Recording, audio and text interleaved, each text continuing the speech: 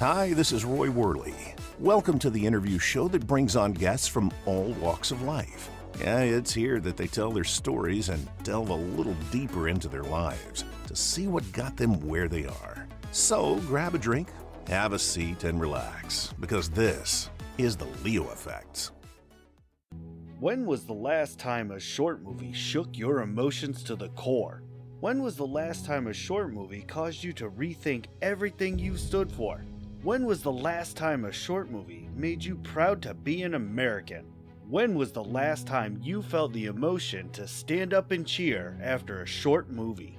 The new short movie, I've Got Your Six, written and directed by Bill Foster, one of the industry's newest and fastest climbing directors, will answer all of those questions. Rarely has there been so much packed into a short movie that when you leave, you'll feel more proud of our American military veterans. A movie that was cast only with American military veterans will have you on the edge of your seat, cheering for our veterans and what makes America great. I've Got Your Six will be hitting the film festival scene soon. Be prepared to drop what you're doing and go see this powerful movie when it comes to your area. Hello, ladies and gentlemen. Welcome back to the Leo Effects. Today I am joined by a super amazing special guest. I grew up listening to her voice on the Funimation cartoons, and my kids have even heard her voice more recently, and we're going to talk about all that amazing work and even some new projects and things she's got going on. But please allow me to introduce my guest for this evening, Stephanie Nadolny. How are you? This is Stephanie Nadolny from Dallas, Fort Worth, voice of Kid Goku. I'm going to be in the World Martial Arts Tournament.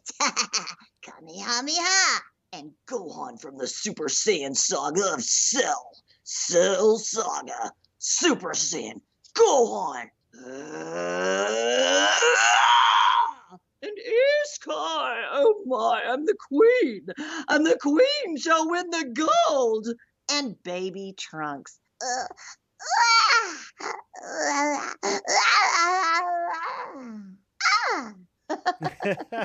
Hey, I'm great. How are you doing? I'm doing fantastic. I get to talk to you, do a little recording. It's going to be a real fun episode. Oh, I hope so. And I get to talk to you and hopefully the fans as well at some point when they respond, hopefully. Yeah, I hope so. I really do. And, you know, there's so much information that you have stored and so many things that you've learned in your very illustrious career that, you know, I hope we can touch on some of the big stuff. You and I kind of talked about it in the pre-recording. My first question to you is, what made you decide to become a voice actor? It wasn't even really a decision per se. It worked out that I actually am a professional singer, and I was in the professional singing arena when I was approached by Barry Watson, who was working on some projects himself with the recording of Dragon Ball Z episodes up in Canada. And I was working actually with a award-winning polka band, Grammy award-winning polka band, Brave Combo. I had been sitting in with some of their shows and opening with some songs and doing some backup vocals on their albums. And I met Barry Watson at a studio in Denton, Texas, Little Denton, Texas. We call it Little D because it's not Dallas. It's a little Dallas. It's a baby Dallas, and that's Denton, Texas. And that's kind of where it all started. Kind of being in the industry and passing business cards back and forth and things like that. I had actually been voicing characters and mimicking things on and off TV and making up voices since I was a little girl, when I had my first cassette player, my cassette recorder at age 7 or 8. And so I was actually voice acting long before I knew there was a career there, and just for fun, to play with my friends and making, fun little interviews and cassette tapes and things like that. So I was actually voice acting long before I actually even understood the concept of having voice acting as a career per se and as an industry. So yeah, it goes way back to when I was just a little kid, a little squirt. That's awesome. And the fact that you're still doing it now is just a testament to your skill. What would you say your favorite part of being a voice actor is? My personal favorite part of being a voice actor is getting out in front of the fans at the conventions, person to person, face to face, which unfortunately is very difficult at this time with the pandemic and the virus and things that are going around. It makes it very difficult. A lot of the conventions and things have had to reschedule or cancel completely. So my favorite part of the industry is being extremely hindered by this virus and the crazy times that we're going through. So my favorite part is actually making contact and being in contact with the fans. They're fiercely loyal. They're amazing. I find myself becoming fans of my fans. Fortunately, we still have audio, video, and virtual signings and different types of activities that we're adapting to the situation with. So there's still some opportunity there for me to make contact and be in contact with fans. But my personal favorite is actually getting out and about in person, in front of the fans, hearing their feedback, letting me know how and what they feel about my work, and if and how it's helped them in what ways, especially if it's like, save lives, or if there are people that are being bullied, little kids being bullied, or things that go on in their own personal lives. If there's something I've done that's positive, then that therefore gives me purpose, and is there's just no price tag on that. It's just very rewarding experience. So I like to get out and about and mingle with the fans in any way possible, whether it be audio, visual, whatever it can be. That's my favorite part, is getting out and about face to face with the most amazing Dragon Ball, Dragon Ball Z, and Dragon Ball Z anime fans. That's perfect. That's a beautiful answer. Oh, thank you. I don't know how eloquent that was exactly, but I did my best at the time there. Now, to kind of let people know that maybe aren't particularly fans of Dragon Ball Z, or maybe they just never got into it or anything like that, you voiced many of the characters, a lot of the main protagonists, which, Goku and Gohan and in their kid forms as well. And then more recently, you voiced, kind of along the same vein, a little character named KO in the show OKKO. OKKO with Cartoon Network. Yes, sir. Yeah. I was invited to contribute my voice to a developmental project entitled Lakewood Plaza Turbo, which came about around 2012. And I was contacted by a personal Kid Gohan fan by the name of Ian. And he actually lives in the California area, and he was putting together a project of his own, and he was directing it, and he invited me to contribute my voice to the voice of KO. And the Lakewood Plaza Turbo, over time, morphed into a project that ended up getting picked up by Cartoon Network, and they renamed the show OKKO. And at that point, I was able to voice KO in the first 8 episodes. I was able to actually travel to LA and also contribute my voice remotely from the Dallas-Fort Worth area in Texas to that character. Now they've made some changes over time, and I'm no longer involved in it now, but it was a very big deal and very exciting opportunity for me to be involved in a show with Ian and his project, which has developed and as far as I know is still thriving. So it's been an honor to be a part of that, and I hope to get involved in some more of that as time and logistics allow. So Right.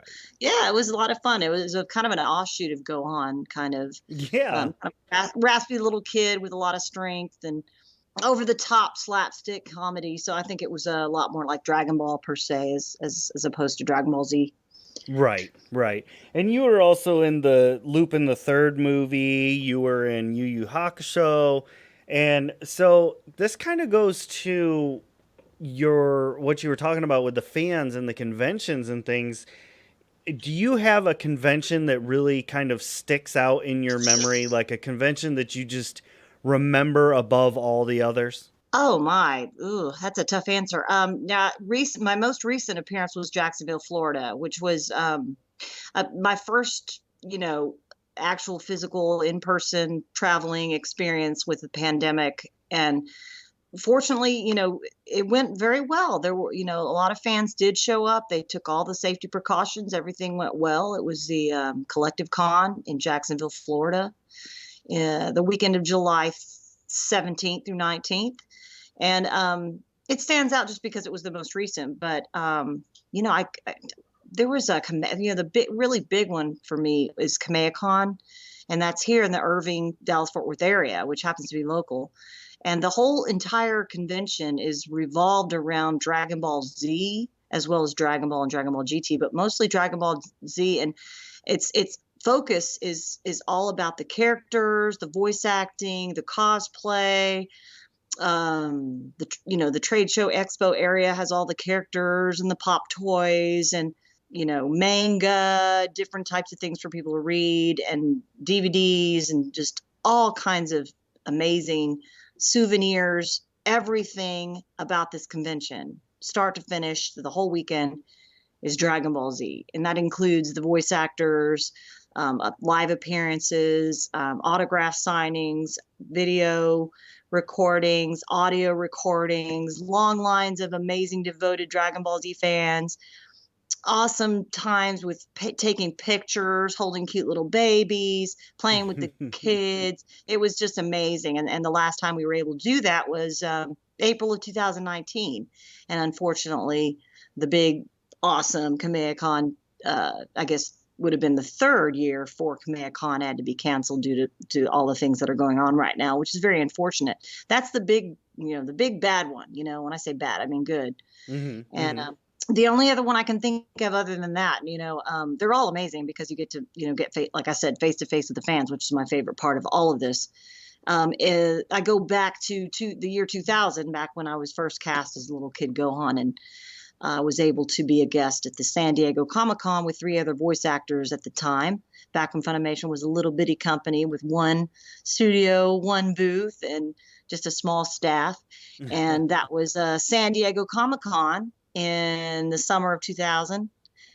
That was amazing. And I got to meet a lot of really amazing other guests. And then in addition to that, Supernova in various areas of Australia. I was able to visit and be a guest in 2002, as well as again in 2012. And that was also really cool. And let's see, I think I went back in 2018 for the 10-year, gosh, was that I don't want to say reunion, but it was the 10-year Sydney, Australia based Supernova. In addition, back in 2002, at the time, Supernova was coupling up with Armageddon, which was in New Zealand. So I was able to actually have a couple of weeks to jump out and do both at one time. And that was in 2002. And again, I believe in 2004. So Armageddon, Supernova, I went to Queensland, Brisbane, Perth, let's see, Sydney, Australia. And then as far as New Zealand went, that was Auckland, amazing, loved Auckland, and Wellington, New Zealand. So those really stand out but all of them honestly are so great, especially some of the little small ones are so much more cozy, and I can kind of like spend more time with each fan as they're lined up, and we can do a question and answer panel. And sometimes the cons are so small they just have 2 or 3 guests, and they have guests of honor and things like that. So Ronin Con in LA, Hydra Comic Con, that was I think near Santa Rosa. And in England there was one called Digicon. That was a lot of fun. That was February of 2018, and that one really stands out. Great people to work with over there. It was, like I said, Australia, New Zealand, and England are easy because they all speak English. It's just a different dialect, different accent. Right. So it made it easy to communicate with the fans, and so those really stand out to me. Just they're all amazing, but those really stand out. That's cool. That's a whirlwind tour. It sure is. I'm ready to get back out there when it's safe to do so. Oh, I hear you. Do you have any other projects that you're working on presently? Presently, my biggest, newest, most exciting thing is contributing a voice to narrations for Wonderbot Animals on YouTube. It is a channel that you can subscribe and listen to. And what is it? Hit the like button. It's called, again, Wonderbot Animals, WONDERBOT Animals. There are 2 other narrators. One's a male, one's a female. And all of us kind of shuffle around and take on the scripts. And they're all amazing stories from about 5 to 10 minutes each. involving animals with great stories, almost always a happy ending.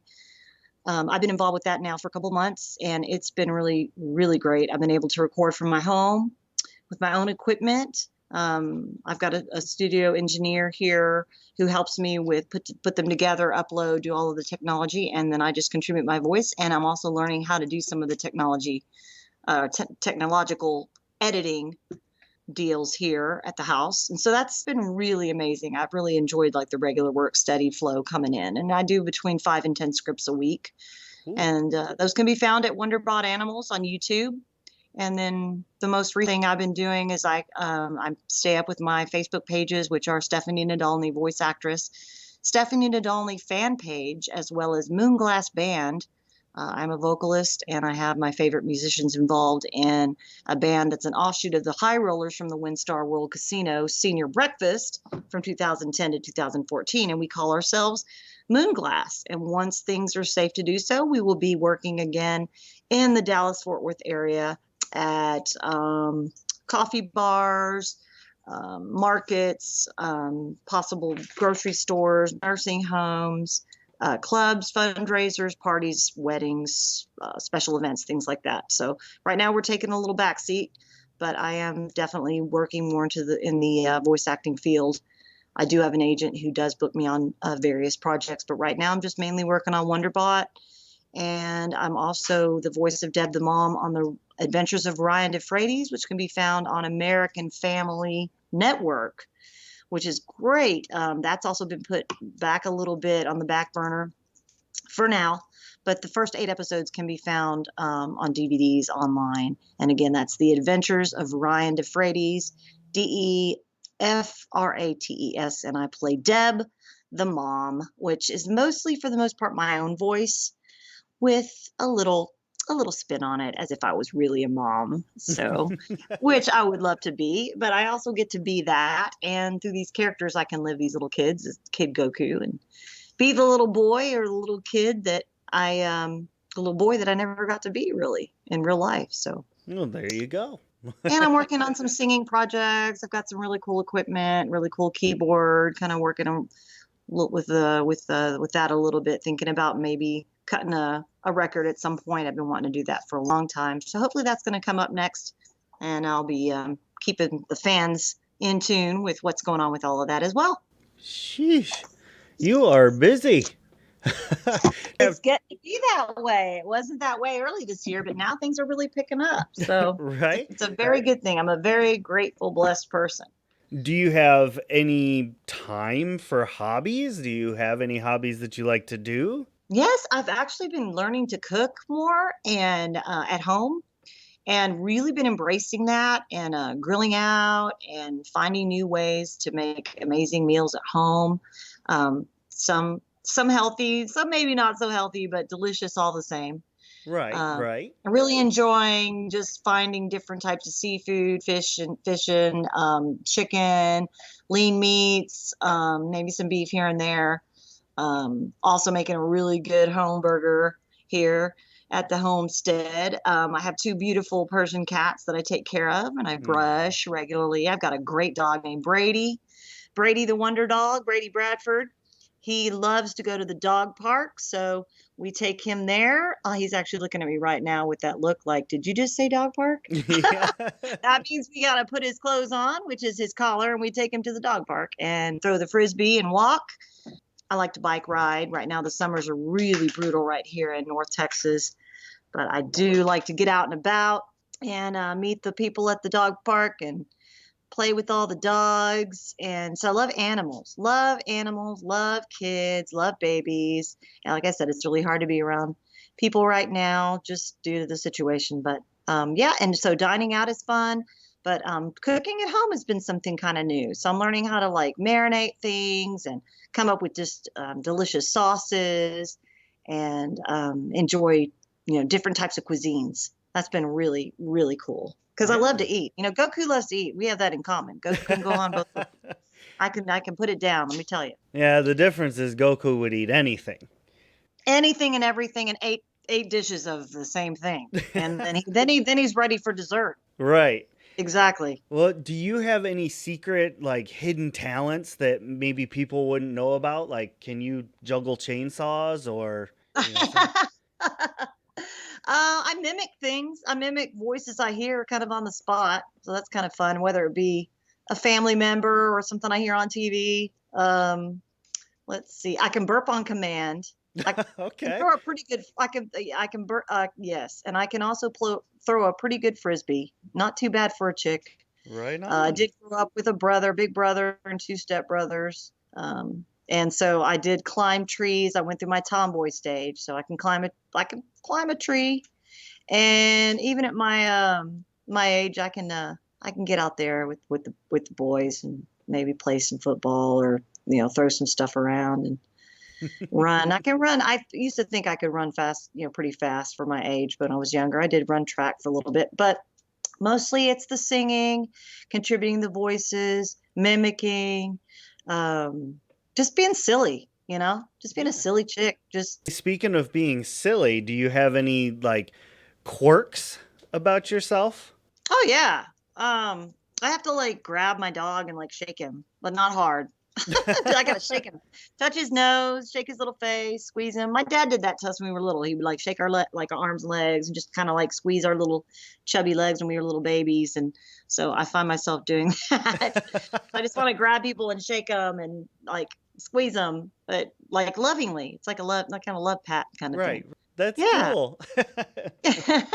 That's what's this pandemic is just it's killing me. I want to shake hands. I want to give people hugs. I want to smile at people under this mask. And it's so hard. It's like so sad. And I just feel bad that this is going on right now. And I really hope that we come to some culmination to where things just get better for everybody. So I've been Absolutely. watching the news. I love to watch the news, but I do have to say I really like the news that's happy news and good news over the negative. So, but I Right. do a lot of praying for that. I pray for that for people who are suffering and for the things in the world and that will get better. So Yeah, absolutely. I can pray. I can give you a really good prayer. So Well, speaking of negatives, I got a question for you that kind of drudges up the negatives, I guess, is a way to put it. But do you have any pet peeves? um people that judge people without knowing the whole story, like really judging anyway, like at all, like and bullying. I really have a big problem with people who bully people, and it can be anything from kid to kid, adult to adult, teacher to kid, vice versa. I moved around a lot as a kid, and I was transplanted constantly from small town to small town, and then eventually to a big town outside of Dallas when I was in 11th grade. But I moved around a lot, and I was a new girl. And sometimes being a new girl is good, and sometimes it's bad. And for me, it was not fun, being a singer slash performer, wanting to move to California at age 4 and try to be on commercials and make it big in the business, be a teen pop star, wanting to do all these things. It was fun and exciting for me, but being moved around against my will because my stepdad was transferred, was made that very difficult for me. And a lot of the places we ended up moving to were small towns outside of Houston, outside of there was one in Eagle Pass, outside of Piedras Negras, in Eagle Pass, Texas, Durant, Oklahoma, Coffeyville, Kansas, outside of Memphis. When I was born in Memphis, Tennessee. So I moved around a lot, was never able to actually stay somewhere and stay grounded and be able to attach to people and stay put and graduate with the people I wanted to graduate with and things like that. Like I had to just be like tugged and pulled all over it seemed like all over the world, but it was really just over a few states. But at the ages that I ended up moving, younger was not so difficult. But then as I got older, that became more and more difficult to be, ripped away from my friends because I became very attached to these people. And then right when they would kind of start accepting me, okay, she's the singer, dancer, whatever, triple threat, whatever you want to call it, it was time to move again. So, and Mm, those crucial times were 5th grade, 8th grade, and 11th grade. They were all very difficult. I ended up graduating with a class of people that I didn't really know everybody. I knew many of them, but when it came time for the 10-year reunion or the 20-year reunion, I wanted to go back to Oklahoma. I wanted to go back to Kansas because those were where I kind of made my roots. And and being ripped and pulled from that, it was very difficult. And so it makes sense that now I'm here in the Louisville, Dallas, Fort Worth, Euless, kind of near the DFW airport area. I've had a house now for 20 years and I haven't moved. And that's never happened until my adulthood. And I think it's just because I moved so much, I just want to stay put, and I want to, I make those attachments and then I just don't want to leave. And so Yeah. I think that's why I never really, with the untimely passing of my mother in 1999, which fortunately she got to see my brother get married and she was almost a grandma. And with all of that happening, and then I just kind of made all these changes and bought a house. And with all of those changes and everything, I've just kind of wanted to stay put and stay close to my brother and his family. And instead of up and moving to LA, or, I thought about moving to Nashville to try to pursue a country music career, or moving to New York, I just kind of stayed put, and I've made my way. And, Dallas is kind of like a little, there's a lot of talent here, a lot of talent. And unfortunately, there's not as much work available for the talent.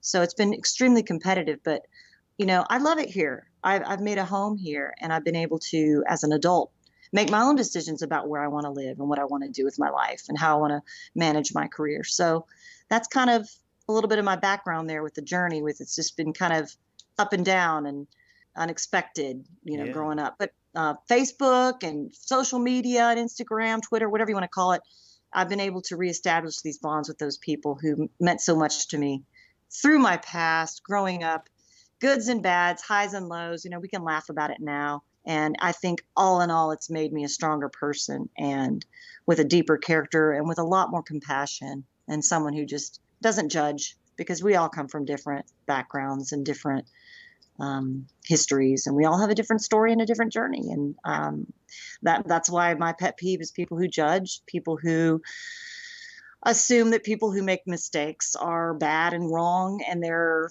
have a scarlet letter forever, and they should just, be banned from life. And that's just not the case. There's people who make mistakes and they shine, they learn how to overcome difficulties, whether it be addiction or, suicidal thoughts, or, oh my gosh, I'm getting bullied at school, what am I going to do? We all come from different, we're all different races, different, backgrounds. And I think that everybody should be embraced, and that people shouldn't judge a book by its cover or by somebody's past, and allow people to grow and make amends and become a better person who can help others. That's awesome. That is so cool. You're just an amazing person. You've got just a brilliant soul. Thank you. I hope so. I want to shine God's light, and because he gave me the talents I have. So There you go. that's how I want to be. And I'm a very spiritual person. Yeah. And I've really embraced that, especially with, like I said, having lost my mother at a very young age, who was my oasis and my biggest fan. Try to live, like she lived, which was honest and good and compassionate and loved animals and loved kids and open and friendly and laughing all the time. I just want to be just like her. And as I'm growing older, I'm finding that I'm becoming a lot more like her, even not just physically, but spiritually. I think I'm a lot like her. Well, I'm sure she's looking down and very proud of where you've gone and, the things that you've accomplished. So, Oh, I hope so. I hope so. I'm so glad she got to be there as long as she was, and she's been my guardian angel all along, through the ups and downs and through the trials and tribulations of life, which I've had a really rough last 5 years. And I just know that she's always been there, and it's been a big guiding light in my life and meant so much to me. That's great. That's so great. Oh, yay. Well, with these last couple minutes of the show, I would like to open it up, and you can tell the listeners, like, if there's any social medias that you want them to go focus on. You kind of touched on it earlier, but I'd like to kind of have it all in one spot so they know exactly where to go. And of course, I'm going to put links that you talk about. I'm going to put those in the podcast description so they can just click and go. But it's still nice to hear where to go from you. That's great. I would love to do that. First of all, the most recent thing and the most current thing I'm involved with is Wonderbot Animals on YouTube. We can do a link there. a link, sorry. Some other, like I said, voice actors in the industry are voicing the scripts, but what's cool about Wonderbot is they start out with, they put together the video and they grab our audio and then they sync it all together to make a story. And within the first, say 30 seconds, you'll know who is voicing it, whether it be my friend Gail or there's a male voice actor, and then there's also me, and you can see my little picture pop up and say, "Hi, I'm Stephanie Nadolny with Wonderbot Animals." And please hit the like button and subscribe, so that will tell you which person is actually voicing that particular animal script. So that's kind of what I've been doing a lot as far as like all the time work. I'm also on Facebook mostly right now. Aside from Wikipedia, I've got a Wikipedia page, Stephanie Nadolny, as well as IMDb. I have a really cool video demo of my my vocal costuming live performance entertainment demo video at Stephanie Nadolny Windstar on YouTube. You can just put those words in and it'll pop up. That's really fun. That's me and my favorite musicians in the Dallas-Fort Worth area. Amazing talent. Absolutely honored to work with them for the senior breakfast at the Windstar World Casino for 4 years, from 2000 to 2014. We were called the High Rollers. We were a 6-piece band. Twice a week in the morning, we would entertain nearly or over 2,000 seniors every Wednesday and Thursday morning. We did that for a while, so that's something neat to have a look at. I did a fun video for a very close fan of ours from that venue there in the Windstar called Only Hugh. You can look that up, where I came and visited him for his birthday and sang to him. Also on Facebook at Stephanie Nadolny Voice Actress, Stephanie Nadolny fan page, as well as Moonglass Band. Moonglass is one word, and that is an offshoot of the High Rollers with most of the same musicians. Let's see what else. What else do we have going on? You can just do a Google search. I've been doing some other interviews with some other great peeps on YouTube as well. There's, we'll get a link to you on one of that I just did the other day. I'll have to get that for you. Okay. I've adopted a nephew in Chicago. His name is Joe, and his brother Michael, huge Dragon Ball Z fans. So I've adopted them, and they call me Auntie Steph, which I think is fabulous. And then that's really it for now. But then I also have a brand new fan mail, which is an email address I'd like to share with the fans. It's stephaniefanmail@gmail.com. That's Stephanie with a PH, STEPHANIEFANMAIL@gmail.com. So I can get mail there, fan mail. I'm also signing autographs through the mail. I'm doing virtual signings. I'm going to be getting with Jose Mega Man to do one later this month, if not the end of this month, early in September. And he has a Facebook page as well, Jose Mega Man. We've done some appearances with him and some pop signings. We've also done some fundraisers for various people in the industry. Tiffany Vollmer just recovered from COVID. Yay. So we did some stuff for her. She's the original voice of Bulma. We worked together early on, back from 99 on. Mm-hmm. We've been doing some things with Linda Young, Cynthia Krantz, some other friends of mine in the industry who I dearly love. So that's it for now. But as links come in, I would love to get those to you, and so the fans can reach out and even just to communicate. If they just want to let me know how they feel about certain episodes or what they're going through. I've been chatting with some of my fans actually earlier today over just, hard times at school, the bullying situations and things like that. And I just want to be a mentor and like a big sister to those out there who are suffering with those types of situations, because I can definitely relate. Thank you so very, very much for coming and talking to me today and gracing my show with your presence. It's been amazing to talk to you. Oh, thanks. Yeah, let's do it again. Thank you to all the listeners who tuned in and keep tuning in. You guys are amazing. And, just like we said before, fans are what makes this entertainment world go round. So thank you very much. And thanks, all of you. There you go. And we will see you all next time. All right. Thanks, everyone. Oh, now that was an awesome interview. Thanks so much for listening. You all are so great. And don't forget to head to Facebook, Insta, and Twitter and follow The Leo Effects. If you want to hear some comedy and ridiculous voices, check out Shattered Dungeons on YouTube and all other places podcasts can be heard. And you'll hear me voicing crazy characters, usually pretty terribly. So thank you so much. You all are the absolute best. And we will see you all on the next episode.